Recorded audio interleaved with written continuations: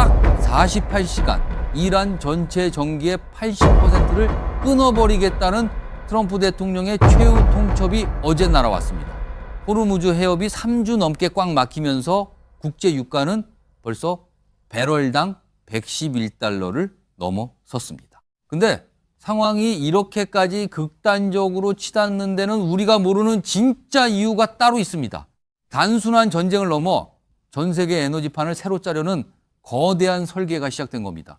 오늘 이 영상 하나면 지금 중동에서 벌어지는 소름 돋는 돈의 흐름을 단번에 이해하시게 될 거예요. 2026년 3월 22일 바로 어제입니다. 트럼프 대통령이 이란을 향해 직접 경고를 날렸어요. 내용이 상당히 구체적이었습니다. 앞으로 48시간 안에 호르무즈 해협을 전면 개방하지 않으면 이란의 주요 발전소를 초토화하겠다고 했어요. 이게 단순한 말이 아닌 게 표적까지 특정했어요. 이란 전체 전기의 80%를 생산하는 천연가스 발전소들이 1차 공격 대상으로 거론됐거든요. 이란 국민 수천만 명이 전기 없이 살아야 하는 상황을 만들겠다는 위협입니다. 이란은 바로 응답했어요. 이란 혁명수비대가 나섰습니다. 발전소를 공격하면 호르무즈를 완전 봉쇄한다. 다시 짓기 전까지는 절대 열지 않겠다고 했어요. 공격이 오면 더 세게 잠가버리겠다는 거예요. 발전소 폭격과 해협 영구 봉쇄를 맞교환하겠다는 선언입니다. 자, 여기서 잠깐 이 상황이 어디서 시작됐는지 짚고 넘어갈게요.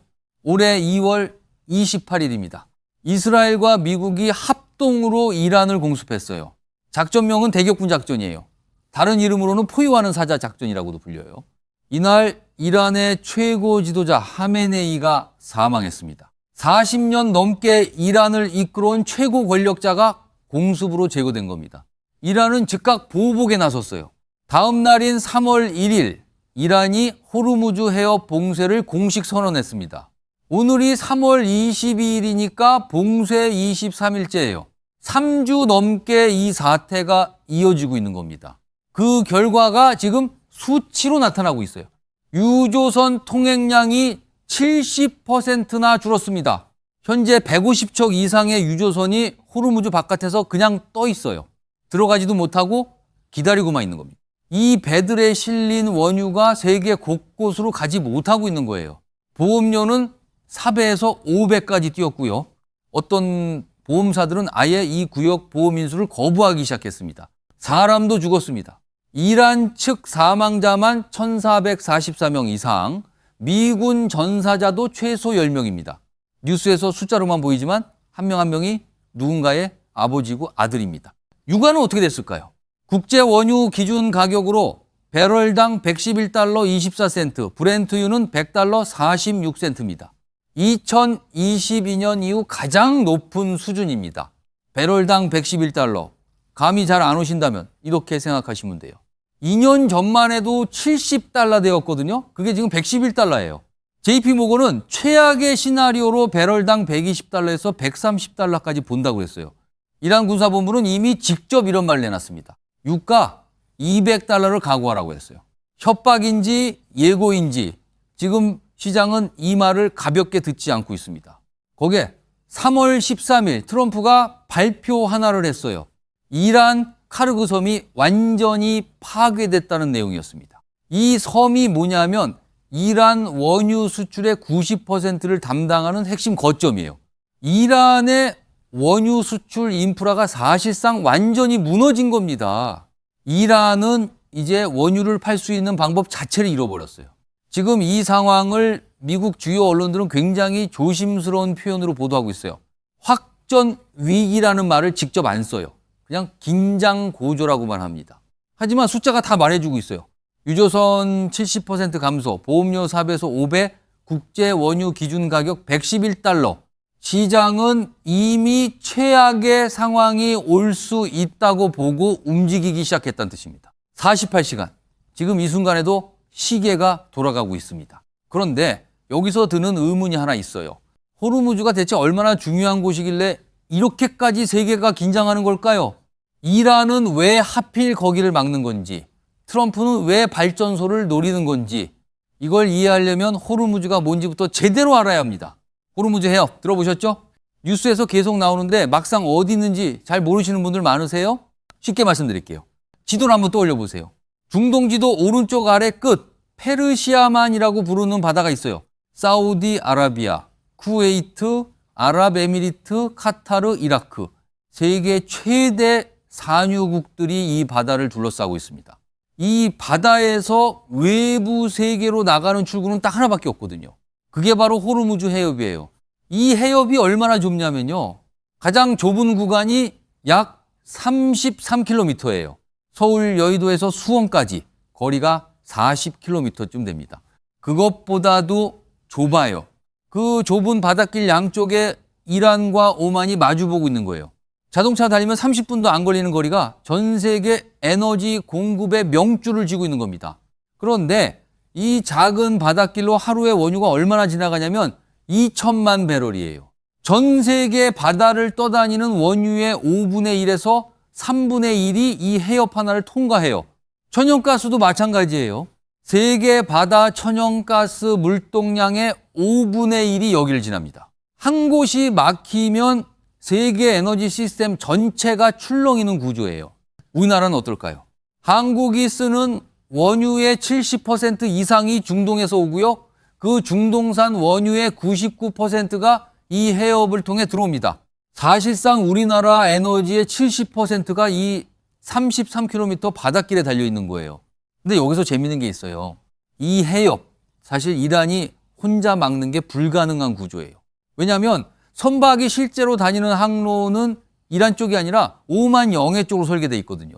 기술적으로 이란이 자기 영해만 통제해서는 완전한 봉쇄가 안 됩니다. 그래서 이란이 실제로 꺼내드는 카드가 기뢰부설이에요. 해협 바닥에 기뢰를 깔아버리는 거예요.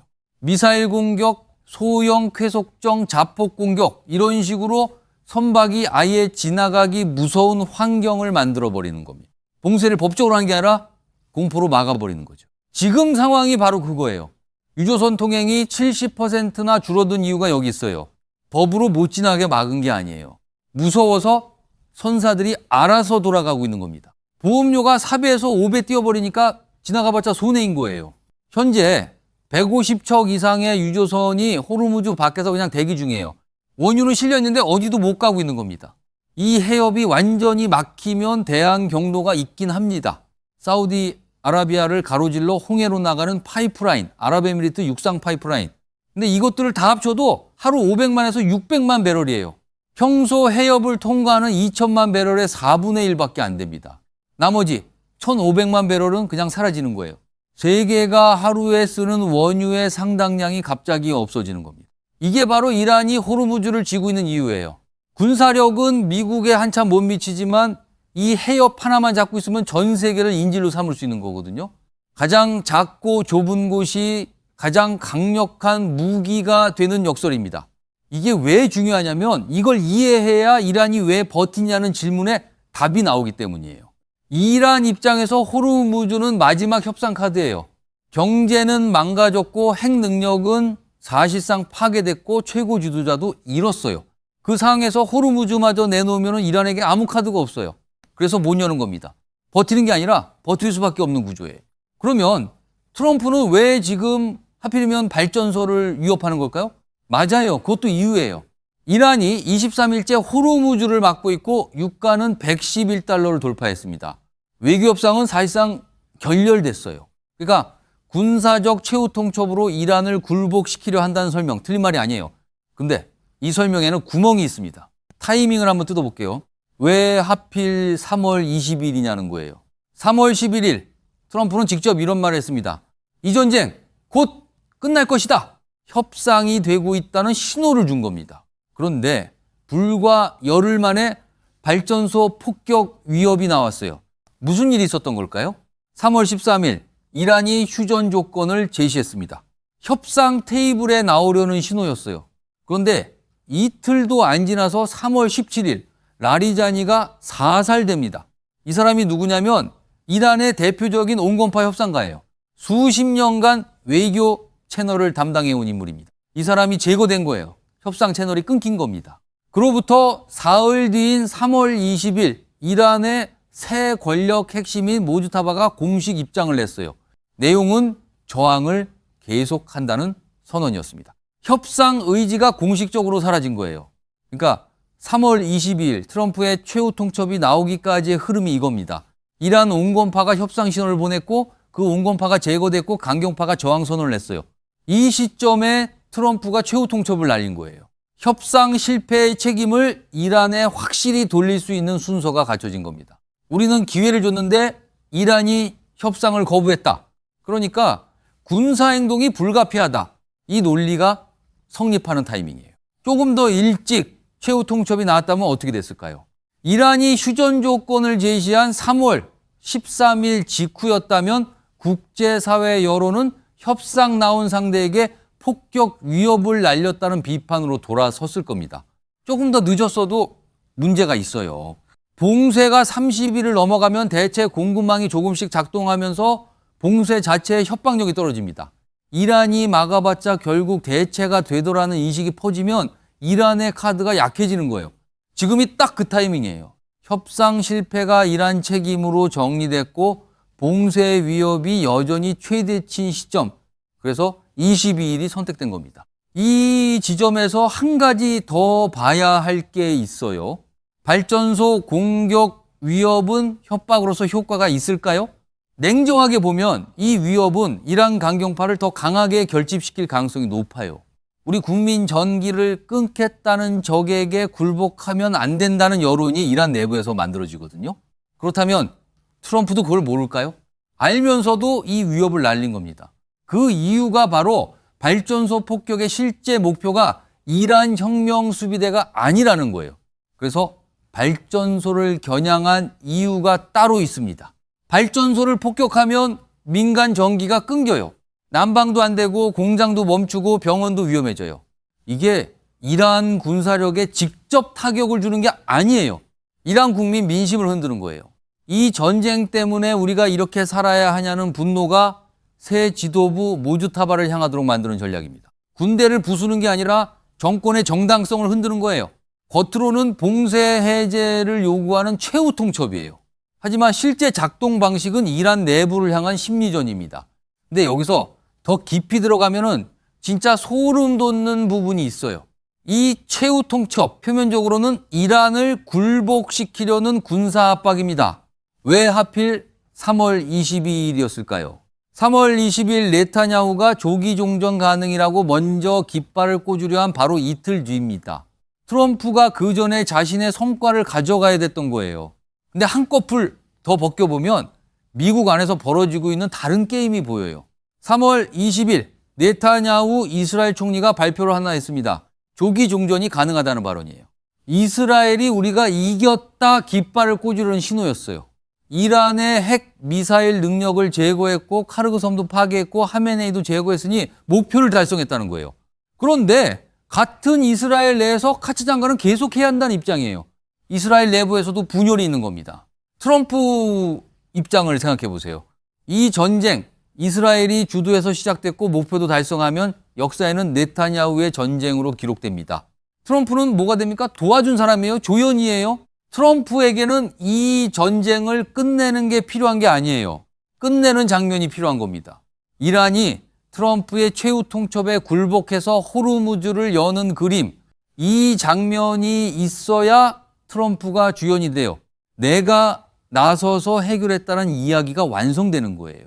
이스라엘이 전쟁을 이긴 게 아니라 트럼프가 평화를 가져온 게 되는 겁니다. 그래서 발전소 위협이 나온 겁니다. 호르무즈 개방이라는 가시적인 성과를 확보해야 하는데 이란이 그냥 안 열어주고 있으니까요.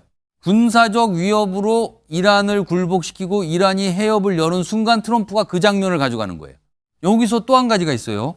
동맹국들이 호르무즈 호위 함대 참여를 요청받았는데 트럼프 행정부는 이 참여를 달가워하지 않는 분위기라는 거예요. 왜일까요?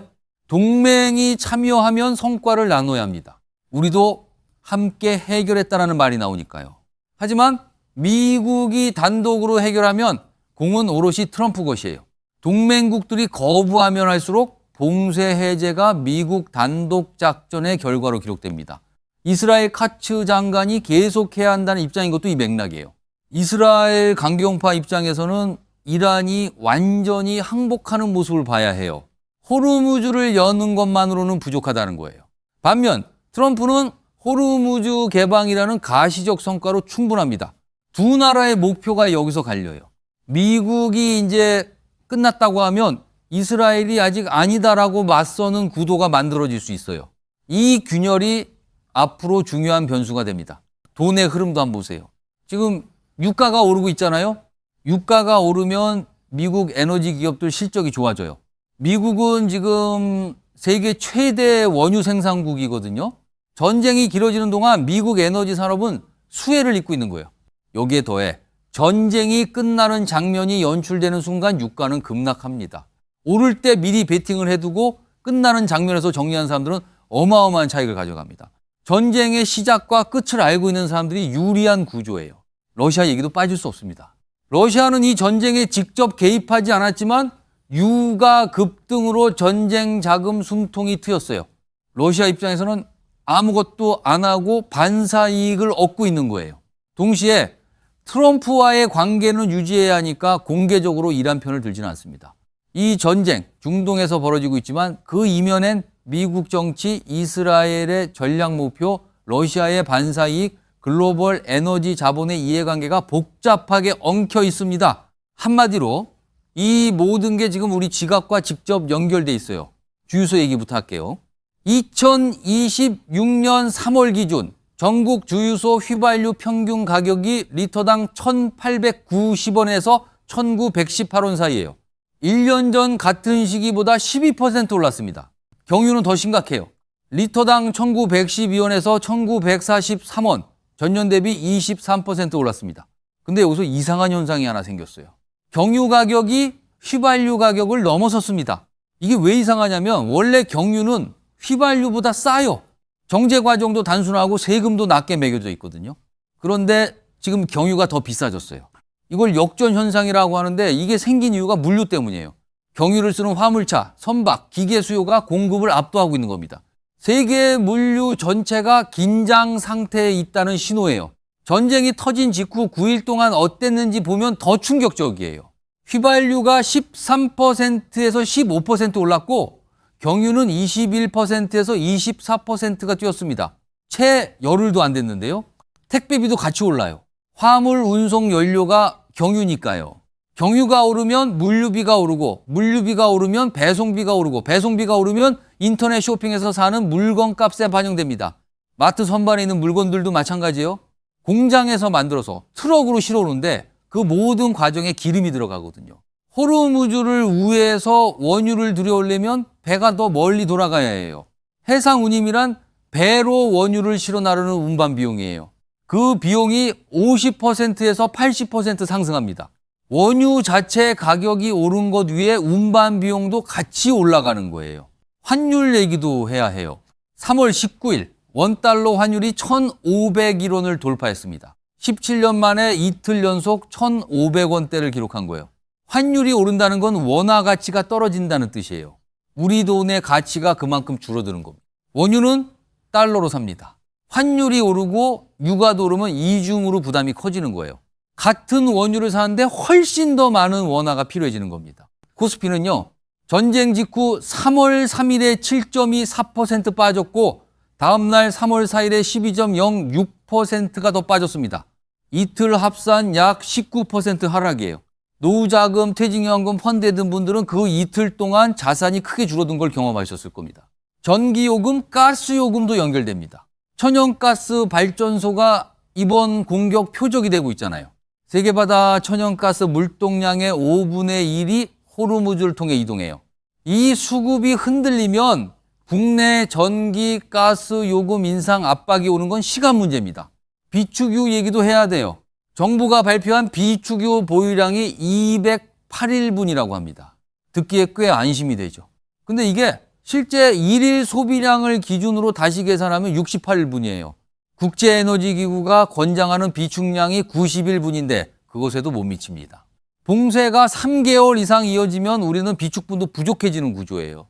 봉쇄가 1개월에서 3개월 사이로 이어지면 유가는 배럴당 120달러에서 160달러로 올라가고요.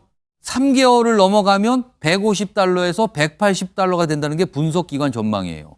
에너지 전문 리서치 회사 우드 맥킨지는 200달러 가능성을 배제할 수 없다고까지 했습니다. 봉쇄가 3개월 이상 지속되면 전 산업 생산비가 평균 9.4% 오르고 제조업은 11.8% 오른다는 분석도 있어요. 이게 우리 생활에 퍼지면 생필품부터 공산품까지 전반적인 물가 상승으로 이어집니다. 한 가지 더 생각해 볼 게 있어요. 이 상황이 장기화되면 한국 기업들 비용 구조도 바뀝니다. 석유화학, 철강, 조선, 항공, 에너지를 많이 쓰는 업종은 생산 원가가 올라가요.